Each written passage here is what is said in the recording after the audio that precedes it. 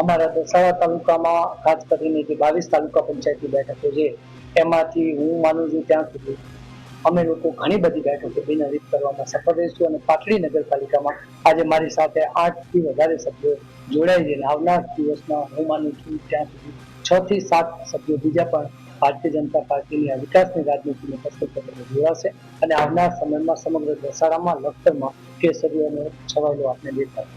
આદરણીય વડાપ્રધાન નરેન્દ્ર મોદી સાહેબની વિકાસની રાજનીતિ પ્રેરિત થઈને કોંગ્રેસના દમદાર યુવાન મહામંત્રી ભાઈ વિક્રમભાઈ, એમની સાથે નગરપાલિકાના 8 સદસ્યો, તાલુકા પંચાયતના 2 સદસ્યો અને પોતે વિક્રમભાઈ એ સવલા જિલ્લા પંચાયત સીટના ઉમેદવાર છે. આ તમામ મિત્રો આજે કેસરીયો ખેસ ધારણ કર્યો છે. એવું ચોક્કસ કહી શકું કે પાટડી વિધાનસભામાં હાલ કોંગ્રેસ મૃતપાય બની રહી છે. ત્યારે હું વિક્રમભાઈ અને એમની ટીમનું અહીં સુરેન્દ્રનગર જિલ્લા ભાજપ વતી સ્વાગત કરું છું.